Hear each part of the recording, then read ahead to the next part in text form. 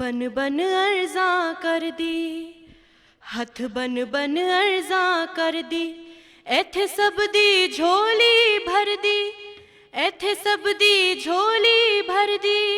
आई मैं भी करन दीदार सोहणे दाता दा, सोहणे दाता दा। हथ बन बन अर्ज़ां कर दी, हथ बन बन अर्ज़ां कर दी, एथे सब दी झोली भर दी, एथे सब दी झोली भर दी। आई मैं भी करन दीदार सोहणे दाता दा, सोहणे दाता दा।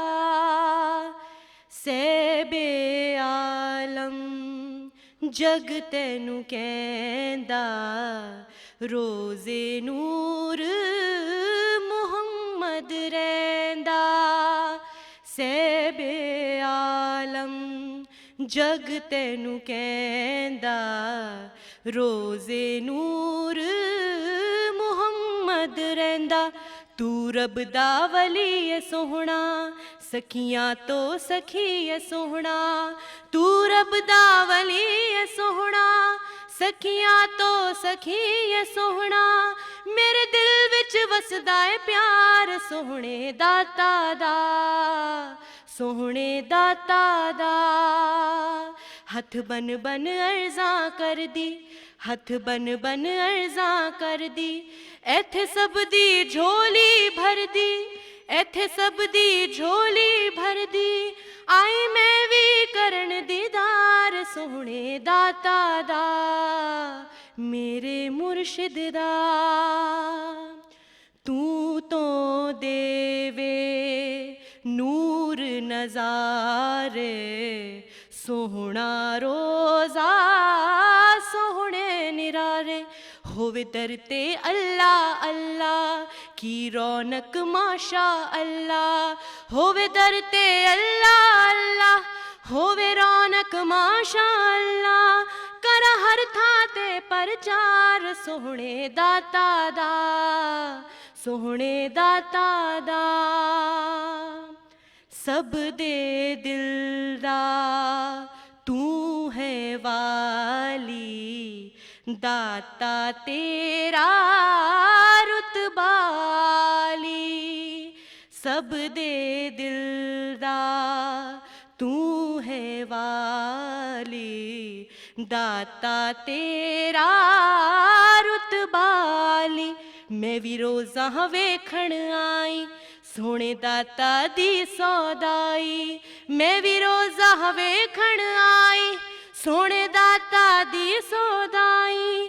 सदा वसदा रहे दरबार सोहणे दाता दा, सोहणे दाता दा। हथ बन बन अर्ज़ां कर दी, हथ बन बन अर्ज़ां कर दी, एथे सब दी झोली भर दी, एथे सब दी झोली भर दी। आई मैं भी करन दीदार सोहणे दाता दा, सोहणे दाता दा। मेरे दाता दा, सोहणे दाता दा, मेरे मुर्शिद दा।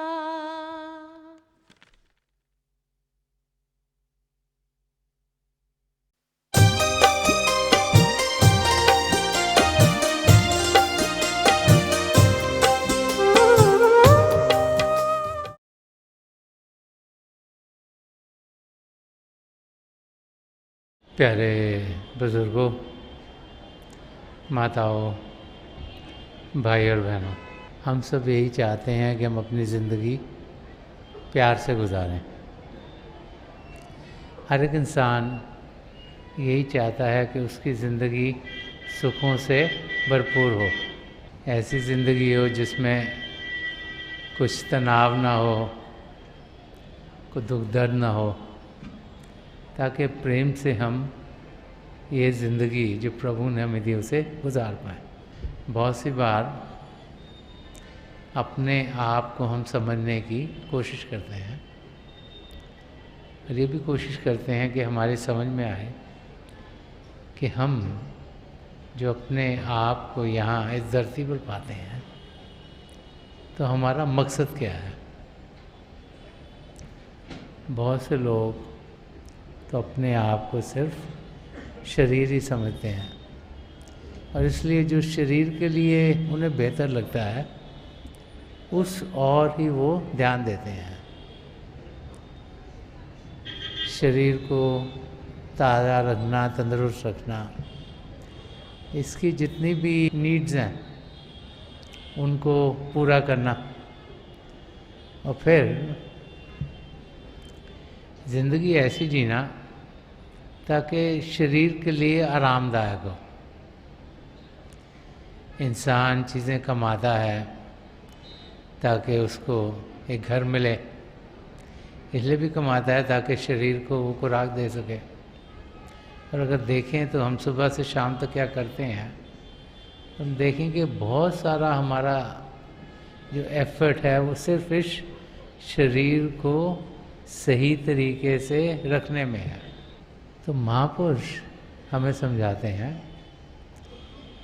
कि जिस शरीर को हम अपना आपा समझते हैं वो सिर्फ चंद दिनों के लिए हमें मिला है कि शरीर सदा सदा के लिए रहेगा नहीं। हो सकता है छोटी उम्र में कोई चला जाए, हो सकता है बुज़ुर्ग होकर हम जाएं, लेकिन एक दिन इस शरीर को हमें छोड़ना है।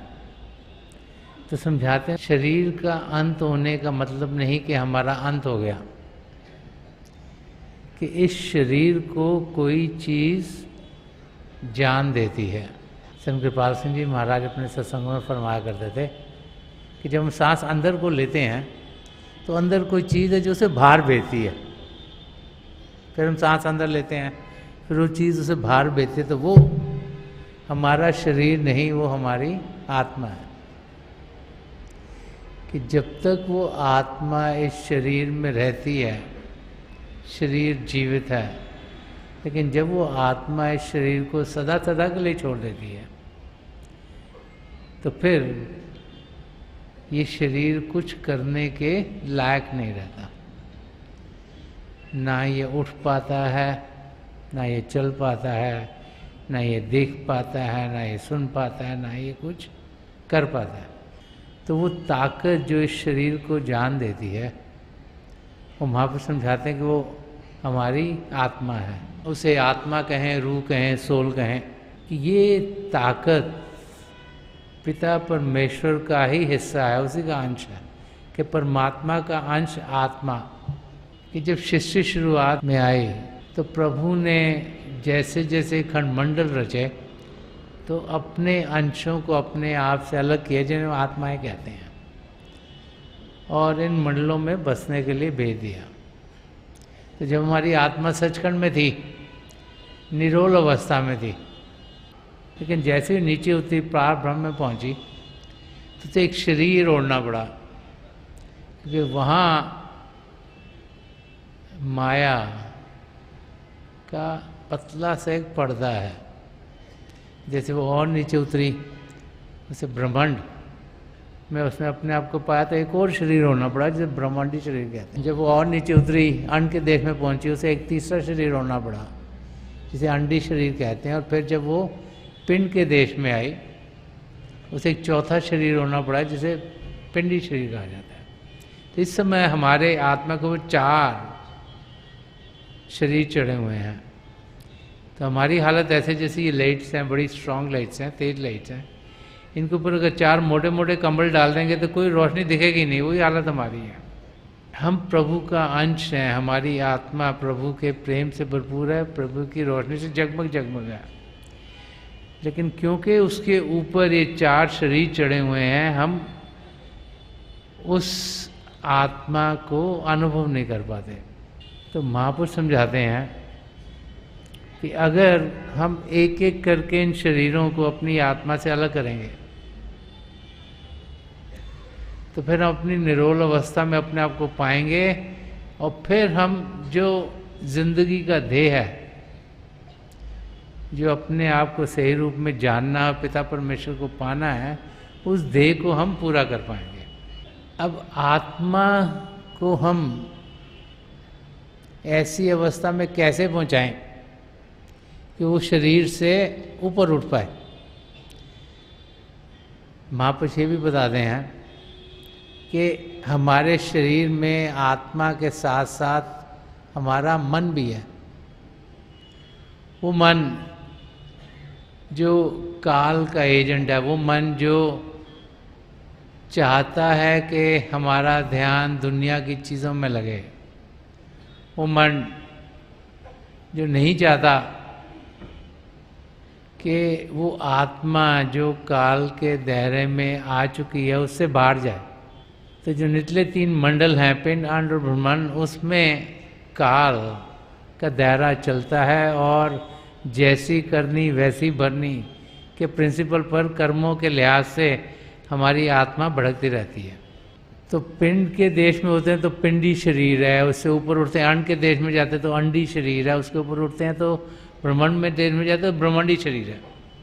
ब्रह्मांडी शरीर है तो ऐसे अंडी मन और ब्रह्मांडी मन भी है जो पिंडी मन के साथ साथ। तो महापुरुष समझाते हैं कि जो मन है, जो हमारा ध्यान, जो हमारी आत्मा का भारी रूप है, उसे दुनिया में लगाता है, उससे हमने लड़ाई नहीं करनी, क्योंकि मन बहुत ताकतवर है।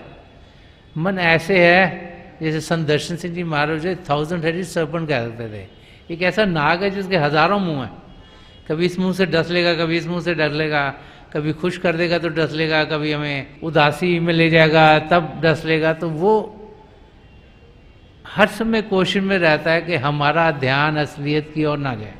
तो संत दर्शन सिंह जी महाराज फरमाया करते थे कि अगर हम मन से लड़ने की कोशिश करेंगे हम कभी जीतेंगे नहीं।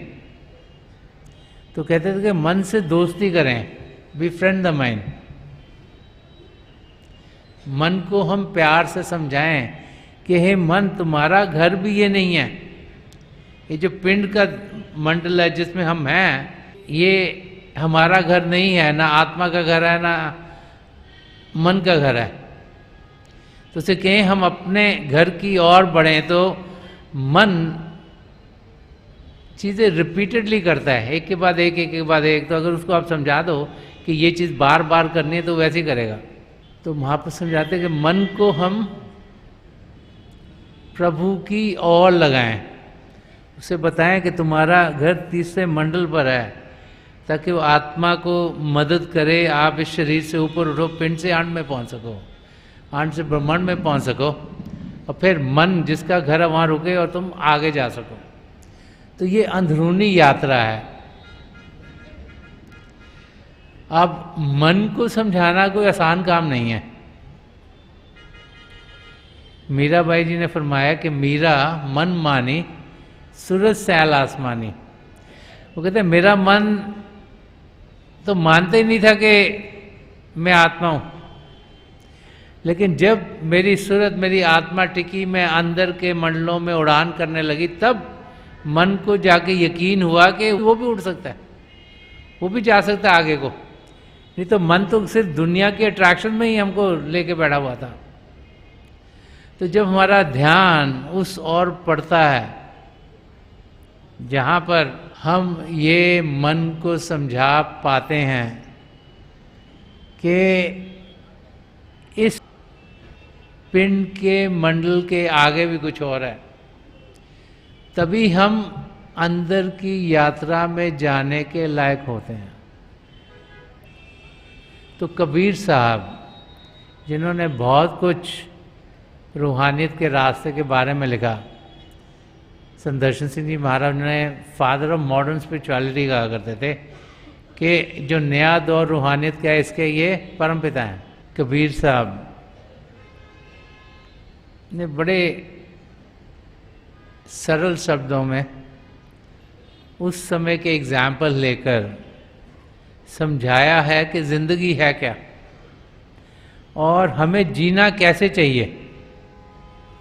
हम इस धरती पर आए हैं तो जो हमें समय मिला है, रोज़ाना हम सबको 24 घंटे मिले हुए हैं। कितने दिन मिले हैं ये तो मालूम नहीं, कितने साल हमने जीना हमें मालूम नहीं, लेकिन रोज़ 24 घंटे हैं, उनका हम इस्तेमाल कैसे करते हैं, वो कैसे करना चाहिए। तो कबीर साहब फरमा रहे हैं कि कर साहिब से प्रीत रे मन, कर साहिब से प्रीत। कबीर साहब समझा रहे हैं कि हे मन, तुझे पिता परमेश्वर से प्रेम करना है। तू अगर प्रभु के प्रेम के रंग में रंगा जाएगा तो तू अपने निज धाम तक पहुंच पाएगा। कि हे मन, तू बाहर की दुनिया से प्रेम मत कर। तो जो बाहर की दुनिया है, इसकी जो अट्रैक्शंस हैं, उनकी ओर खिंचा मत जा।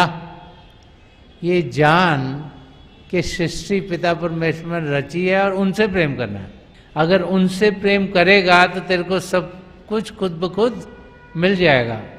कि ध्यान दुनिया से हटाकर हमें प्रभु की ओर करना है। तुलसी साहब ने भी एक जगह फरमाया कि दिल का हुजरा साफ कर, जाना कि आने के लिए ध्यान गैरों से उठा उसके बिठाने के लिए। कि अगर हमने पिता परमेश्वर को पाना है तो हमें अंदर से साफ होना होगा। अगर प्रभु से एक में होना है तो ध्यान दुनिया से हटाकर प्रभु की ओर करना होगा। वही सिमरन है। सिमरन क्या है? प्रभु के नाम का जाप। प्रभु के नाम का जाप क्यों किया जाता है? कि ध्यान प्रभु की ओर हो। तो प्रभु की ओर ध्यान क्यों दिया जाता है? कि जिस ओर हम ध्यान देंगे वैसे ही बन जाएंगे। अगर ध्यान दुनिया की ओर देते हुए जीते रहे तो फिर दुनिया के रंग में रंगे जाएंगे। और अगर हम अपना ध्यान प्रभु की ओर करके जिएंगे तो फिर हम प्रभु के रंग में रंगे जाएंगे। तो कबीर साहब हमें यही समझा रहे हैं कि कर साहिब से प्रीत रे मन, कर साहिब से प्रीत। तो मन को समझा रहे हैं कि हे मन, ये जिंदगी मिली है पिता परमेश्वर से प्रेम करने के लिए। और आगे फरमा रहे हैं कि ऐसा समय बहुत नहीं पे हो, जे है अवसर बीत। फरमा रहे हैं कि ऐसा समय बहुत नहीं पियो कि ये वाला समय दोबारा से नहीं पाओगे तुम। जो ये सुनहरा अवसर मिला है ये बीत जाएगा। तो हमें समझा रहे हैं कि बड़े भागों से हमें ये मानव चोला मिला है। हमारी आत्मा 84 लाख जियाजुन में चक्कर काट रही थी, पिता परमेश्वर को दया आ गई। उन्होंने चंद आत्माओं को लिया और कहा कि इनको मानव चोला दिया जाए। तभी हमारी आत्मा मानव चोले में आई, क्योंकि इसी चोले में वो सब पदार्थ हमें मिले हैं जो हमें चाहिए अपने आप को सही रूप में जानने के लिए और पिता परमेश्वर को पाने के लिए। तो कबीर साहब फरमा रहे एक सुनहरा मौका है। अगर ये निकल गया और प्रभु को हमने पाया नहीं, और फिर अगर हर एक योनि में से जाना पड़ा जब तक फिर से हमें एक महाना चोला मिले, अगर 84 लाख जियाजून में हमें घूमना पड़ा तो फिर तो पता नहीं कितने लाखों करोड़ों साल लग जाएंगे, जबकि हमें एक नया मौका फिर मिलेगा। तो फरमा रहे कि इस मौके का हम पूरा फ़ायदा उठाएं। फ़ायदा इस मौके का तब हम उठा पाएंगे जबकि हमारे कदम बड़ी तेज़ी से पिता परमेश्वर की ओर बढ़ने के लायक होंगे। आगे कबीर साहब फरमा रहे हैं कि तन सुंदर छवि देख ना भूलो, ये बारू की बीत।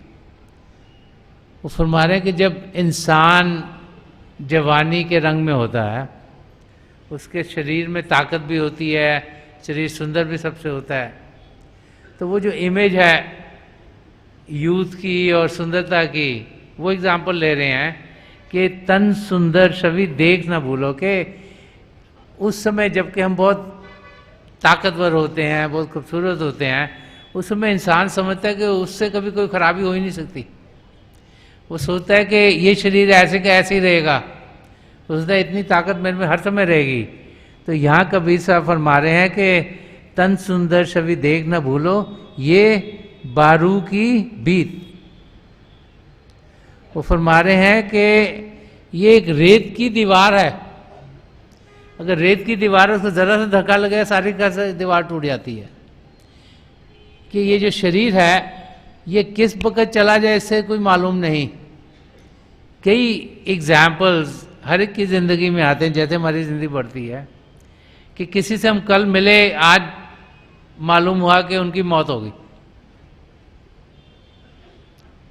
कोई हमारे सामने बैठा हुआ कुछ खा रहा है और अगली गिराई मुंह में डाल नहीं सकता, वो वैसे ही चल बसा। कोई रात को सोया,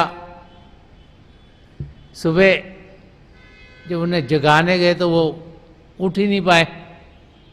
कई एग्जाम्पल हर एक की ज़िंदगी में होते हैं, जब हम देखते हैं कि इंसान जो हमारे साथ कई सालों से था एकदम से चल बसा, चाहे हमारे माँ बाप हों, चाहे हमारे दादा दादी हों, चाहे कई बार माँ बाप की ज़िंदगी बच्चों के साथ ऐसे हो जाता है, या कोई रिश्तेदार हों या नेबरहुड में रहते हों। तो वो फरमा रहे हैं कि ये जो शरीर है जिसको हम बहुत कुछ समझते हैं, ये एक जैसे सैंड की दीवार होती है, रेत की दीवार, उस जैसा है, ये कभी भी गिर सकता है। तो इसमें इसका इंतजार ना करें कि हम कुछ करें, जो कुछ करना अभी करें। संत कृपाल सिंह जी महाराज बहुत बारी फरमाते थे, जो हमें कल करना वो आज करें, जो आज करना वो अभी करें, कि ये जो करंट मोमेंट है ये हमारे हाथ से निकल ना जाए, यही क्षण इम्पॉर्टेंट है। और इस क्षण को हमें प्रभु की ओर करना चाहिए और प्रभु से प्रेम करना चाहिए। कि कर साहिब से प्रीत रे मन, कर साहिब से प्रीत। कि प्रभु प्रेम के महासागर हैं, हमारी आत्मा प्रभु का अंश होने के नाते उसी महासागर की एक बूंद है, वो भी प्रेम से भरी हुई है। और प्रभु को पाने का रास्ता भी प्रेम का रास्ता है। और बार बार जब भी हम कोई भी धर्म ग्रंथ पढ़ते हैं उसमें यही आता है कि जिन्होंने प्रेम किया उन्होंने पिता परमेश्वर को पाया। और हम सब पिता परमेश्वर को पा सकते हैं, हमें ध्यान उनकी ओर करना है और प्रभु से हमें प्रेम करना, उनसे लगाव होना चाहिए। यही यहाँ हमें कबीर साहब समझा रहे हैं। आगे फरमा रहे हैं कि सुख संपत्ति सुपने की बत्तियां जैसे तृण पर शीत। वो कह रहे हैं जो धन संपत्ति हम इस दुनिया में कमाते रहते हैं, सोचते हैं इतने पैसे भी मेरे पास हो जाएं, प्रॉपर्टीज भी हो जाएं, कारें भी हो जाएं, ज्वेलरी भी हो जाए, कपड़े भी हो जाएं, जो चीज़ें इकट्ठी करते रहते हैं कि धन संपत्ति। वो कह रहे हैं ये सुपने की बत्तियां, ये ना स्वप्न के माफक है। स्वप्न में क्या होता है कि जब भी हम स्वप्न लेते हैं हमें लगता है सब कुछ रियल है, ऐसे ही है, लेकिन जैसे स्वप्न से हम जागृत होते हैं हमें मालूम होता है ओ ये तो स्वप्न। तो फरमा रहे हैं कि ये जो धन संपत्ति हम कमाते हैं इस दुनिया में, ये सपने के माफक है, क्योंकि जिस दिन हमने इस शरीर को सदा सदा के लिए छोड़ दिया, इनमें से कुछ भी हमारे साथ जाने वाला नहीं। ना बैंक का बैलेंस, ना हमारी कारें, ना हमारी प्रॉपर्टी, ना हमारा और भी जो भी हमने धन संपत्ति इकट्ठी की है वो सब की सब यहाँ की यहाँ रह जाएगी। और फरमा रहे हैं कि एक एग्जाम्पल दे रहे हैं कि जैसे घास होती है, वो अगर पीली हो जाए और उसके ऊपर सुबह ओस पड़ी होती है तो जैसे ही धूप निकलती है ओस हट जाती है, कि वो ओस ज़्यादा दिन टिकने वाली नहीं। तो ऐसी ही हमारी ये शरीर की छवि है। समझा रहे हैं कि शरीर चंद क्षणों का है, हमें से 50, 60, 100 साल बड़े लगते हों, लेकिन अगर हम शिष्य की शुरुआत देखें और कब से हमारी आत्मा परमात्मा से अलग हुई है तो आप सोचते हैं कितने हज़ारों लाखों साल हमें हो गई हैं, जबकि हम असलियत को जान नहीं पाते। तो यहाँ इस एग्जाम्पल के ज़रिए हमें यही समझा रहे हैं कि हमें विश्वास हो जाए कि ये जो शरीर है ये टेम्पररी है, ये परमानेंट नहीं, ये सदा सदा के लिए नहीं, ये थोड़ी देर के लिए हमें मिला है। और जब तक मन को जगाएंगे नहीं, और मन तब जागृत होगा जब उसे प्रभु से प्रेम होगा, तब तक हम अपनी मंजिल तक पहुंच नहीं पाएंगे। स्वामी जी महाराज ने भी एक जगह फरमाया, वो फरमाते कि जागत जागत अब मन जागा। कह रहे मैं ट्राई करी जा रहा हूँ, मन जागे मन जागे मन जागे, उसको समझ में आया कि असलियत क्या है। तो कह रहे हैं जागत जागत अब मन जागा, झूठा लगा जहान। कि जब मन जागा, जब उसे असलियत की जानकारी हुई, जब उसे समझ में आया कि आत्मा भी है परमात्मा भी है, तब वो फरमा रहे हैं कि झूठा लगा जहान, तब जाके समझ में आया कि ये जो दुनिया है जिसमें हम जी रहे हैं ये माया की दुनिया। ये जो पिंड का देश है ये अन्न के देश की रिफ्लेक्शन है। अन्न का देश जो है वो ब्रह्मांड के देश की रिफ्लेक्शन है, ब्रह्मांड का देश पार ब्रह्म की रिफ्लेक्शन है और पार ब्रह्म सचखंड की रिफ्लेक्शन है। तो हम असलियत जो सचखंड में उससे कई रिफ्लेक्शन दूर हैं। जैसे कि सूर्य निकलता है तो आप बाहर जाके सूर्य में देखें तो आप देख नहीं पाते और गर्मी भी बहुत होगी, लेकिन अगर सूर्य तालाब में पड़ रहा है तो उसका अक्ष तो वैसे लगे जैसे सूर्य है, लेकिन ना उसमें गर्माइश है ना उतनी तपश है। और वहाँ से वो अगर दीवार पर पड़ता है तो और भी उसकी रोशनी भी कम हो जाती है, उसकी तपश भी कम हो जाती है। तो हम तो कई रिफ्लेक्शन असलियत से दूर हैं। तो यहाँ पे समझा रहे कि जागत जागत अब मन जागा, झूठा लगा जहाँ, मन की मदद मिली सूरत को। कि जब मन प्रभु से प्रेम करना शुरू करता है, जब मन को लगता है कि ये जो पिंड का देश है ये मेरा असली घर नहीं, तो उसकी भी कोशिश होती है असली घर जाए। तो कह रहे हैं कि मन की मदद मिली सूरत को, दोनों अपने महल समान। तो कह रहे हैं जब मन को असलियत मालूम होती है तो वो मददगार हो जाता है आत्मा का। तो मन और आत्मा दोनों ही अपने घर तक पहुंच जाते हैं। मन 3वीं मंजिल तक और आत्मा 5वीं मंजिल तक। कि मन का मददगार होना, मन का प्रभु से प्रेम करना, मन का शांत होना, मन का हलचल से दूर रहना, ये सब हमें मदद करते हैं ताकि हमारी आत्मा का मिलाप परमात्मा से हो जाए। आगे फरमा रहे हैं कि जाहे कर्म परम पद पावे, सो ही कर्म करुमीत। वो फरमा रहे हैं कि जिन कर्मों को करके परम पद या मुक्ति पाई जा सकती है, जो सन्मत का रास्ता है, ये हमें समझाता है कि जो 75% हमारी ज़िंदगी है ये पिछले कर्मों के लिहाज से है। जो हमारे संचित कर्म उनमें से एक हिस्सा लिया जाता है जो इस ज़िंदगी में हमने झेलने हैं, तो वो 75% हमारी ज़िंदगी के हैं। उन्हें प्रारब्ध कर्म कराया जाता है जो हमारी ज़िंदगी में हमने झेलने हैं। लेकिन 25% हमारे पास फ्री विल है, जिसमें कि हम या तो प्रभु की ओर जा सकते हैं, प्रभु से दूर जा सकते हैं। तो संत कृपाल सिंह जी महाराज फरमा के कि any deviation from God is sin, के जब भी हमारा ध्यान प्रभु से दूर जाता है वो खराब ही खराब है। तो यहाँ पर कबीर साहब फरमा रहे हैं कि जाहे कर्म परम पद पावे, कि जिन कर्मों के करने से हम परम पद को पा सकते हैं, मुक्ति को पा सकते हैं, सो ही कर्म करुमीत। को कह रहे हैं कि मैं वैसे ही कर्म करूं। ये पिता परमेश्वर आपकी दया में रहो कि मेरे सोच, मेरे बोल, मेरे कार्य ऐसे हों ताकि मैं उस गति को पालूं। तो संत कृपाल सिंह जी महाराज बार बार फरमाते थे, एक बनो नेक बनो। वो बताया करते थे कि हमने प्रभु से एक में होना है, उस अवस्था को पाने के लिए नेकी का रास्ता अख्तियार करना है। और तुलसी साहब ने समझाया है कि प्रभु को पाने के लिए क्या चीज़ें जो जरूरी हैं। तो फरमाते हैं तुलसी या संसार में 5 रतन है सार। वो कहते हैं कि 5 चीज़ें बहुत रतन के माफक हैं। इस दुनिया में जीते हुए अगर हमने इस दुनिया के मकसद को पूरा करना है, जिंदगी के मकसद को पूरा है, तो फरमाने तुलसी या संसार में 5 रतन है सार, सात संग सदगुरु शरण दया दीन उपकार। सबसे पहले कह रहे हैं पहला रतन क्या है? सात संग। किसी संत महापुरुष की संगत करना।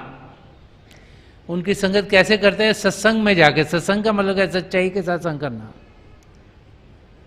एक संत महापुरुष हमें पिता परमेश्वर कौन है उसकी जानकारी देता है, फिर उनको हम कहाँ पा सकते हैं उसकी जानकारी देता है, फिर उनको कैसे पा सकते हैं उसकी जानकारी देता है, उसमें हमारी मदद करता है ताकि हम इस शरीर से ऊपर उठने के लायक हों और उनकी मदद से अंदर के मल्लों में उड़ान करनी शुरू कर दें। तो साध का संग, सत्संग में जाना, तभी हमें जाके सच्चाई क्या उसकी जानकारी मिलती है। फिर हम नाम दान के लिए बैठते हैं। जब हमें नाम की देन मिलती है तो फिर हम सदगुरु की शरण में आ जाते हैं। फिर हमारे जो आत्मिक रिकॉर्ड्स हैं वो काल के हाथ में नहीं, दयाल के हाथ में, हमारे सदगुरु के हाथ में आ जाते हैं। इसीलिए जो दूसरा रत्न बताया सदगुरु शरण, कि सदगुरु की शरण में तब पहुंचते हैं जब हम पूरी तरह से उनमें यकीन रखते हैं और उनसे नाम की देन लेते हैं। जो तीसरा रत्न बता रहे हैं दया। सबसे पहले तो इंसान दया अपने ऊपर करे। अपने ऊपर दया कैसे हम करें कि हमारा ध्यान जो बाहर की दुनिया में जाए वो अंदर की दुनिया में लेके जाए। जाने के पिता परमेश्वर बाहर आसमान में नहीं बैठे, हम सबके भीतर हैं। तो अपने पे दया करें, समय निकालें, भजन अभ्यास करें, सिमरन करें, शरीर को शांत करें, मन को शांत करें, ताकि अंदर की दुनिया में हम बढ़ पाए। एक और रत्न जो बता रहे हैं वो है दीन। नम्रता से जिएं, दीनता से जिएं। जिंदगी ऐसी जिए जिसमें हम ये ना सोचें हम किसी से ऊंचे हैं, ज़्यादा इंटेलिजेंट हैं, ज़्यादा पढ़े लिखे हैं, ज़्यादा कमा सकते हैं, ज़्यादा हमारा पास धन दौलत है। तो ये जाने कि हम सब एक ही पिता परमेश्वर के परिवार के सदस्य हैं, कि एक पिता एकस के अंबारक। और जो पांचवा रत्न है जिसके बारे में तुलसी बोल रहा था वो है उपकार का, कि हम परोपकार करें, औरों के मददगार हों, औरों को हेल्प करें, ताकि उनकी तकलीफ भी दूर हो। जो देन प्रभु में दी है उसको शेयर करें, जितना अपने लिए चाहिए वो इस्तेमाल करें, बाकी औरों को दें, ताकि उनकी ज़िंदगी भी बेहतर हो सके। तो ये 5 रत्न हैं जो तुलसी साहब फरमा रहे हैं कि जब इस धरती पर हम आए हैं, ये ज़िंदगी जी रहे हैं, तो अगर इन 5 चीज़ों की ओर ध्यान देंगे तो हम अपनी मंजिल की ओर तेज़ी से बढ़ेंगे। और कबीर साहब भी हमें यही फरमा गए हैं कि जिस किस्म के हम कर्म करते हैं जिससे कि हम मुक्ति पा सकते हैं, प्रभु से ये प्रार्थना है कि हे प्रभु आपकी दया में इतनी मुझे हो कि मैं वैसे ही कर्म करूं, ताकि मेरे और कर्म बढ़े ना, जितने कर्म वो करते चल जाएंगे, मैं नेक कर्म की अवस्था की ओर बढ़ता चला जाऊं। और आखिर में कबीर साहब फरमा रहे हैं कि कहे कबीर सुनो भाई साधो, चलो भवजल जीत। एक उस इंसान को संबोधित करें, साध उसे कहा जाता है जो प्रार ब्रह्म तक जिसकी पहुंच हो, जो पिंड आंड और ब्रह्मांड से ऊपर चला गया, पार ब्रह्म तक पहुंचा। तो उसको फरमा रहे हैं कहे कबीर सुनो भाई साधो, कि आत्मा तुम पिंड आंड ब्रह्मांड से तो पार हो गई है, अब चलो भवजल जीत। अब तुमने एक और कदम उठाना है, जो ये भव सागर है इसको जीतना है, इसके पार जाना है। और उस और तुम अपना ध्यान दो। महापुरुष हमें जब भी इस धरती पर आए बार समझाते आए हैं कि हम सब पिता परमेश्वर को पा सकते हैं। हर एक इंसान में वो सब पदार्थ प्रभु ने दिए हैं जिनके जरिए हम अपने आप को जान सकते हैं और पिता परमेश्वर से एक हो सकते हैं। हमें मन को समझाना है कि वो पिता परमेश्वर से प्रेम करे, उसे सिमरन में लगाना है। सिमरन प्रभु के नाम का जाप है, ताकि ध्यान पिता परमेश्वर की ओर हो। तो मेरी पिता परमेश्वर के चरण कमलों में जो पिछली संचि के महापुरुष हजूर बाबा सावन सिंह जी महाराज, परम संत कृपाल सिंह जी महाराज, दयाल प्रसन्न दर्शन सिंह जी महाराज, उनके चरण कमलों में यही प्रार्थना है कि जो जो हम सब के लिए बेहतर हो वही हमारी ज़िंदगी में डले, कि हम सब उनके बताए हुए रास्ते पर तेज़ी से चलें, ताकि इसी ज़िंदगी में हम सब की मुक्ति हो और 84 लाख जिया जून से हमारा छुटकारा हो जाए।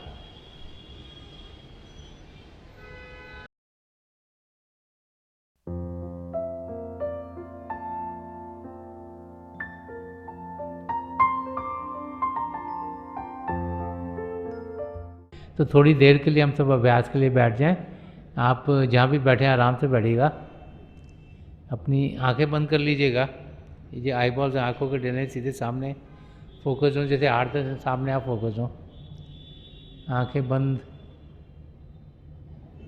करते ही वो भाई बहन जिन्हें नाम की देन मिली आप सिमरन कीजिएगा। और जो भाई बहन यहाँ नए हैं, आप पिता परमेश्वर के किसी भी जाति नाम का जाप कीजिएगा। जाप मन ही मन करना, ऊंचा नहीं दोहराना। मेरी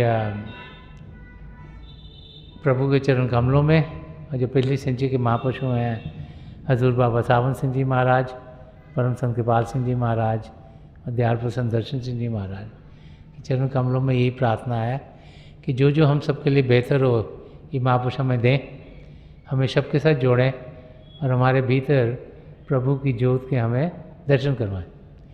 थोड़ी देर में मैं आपको इस बैठक से उठाऊंगा और मेरी शुभकामनाएं आप सबके साथ हैं।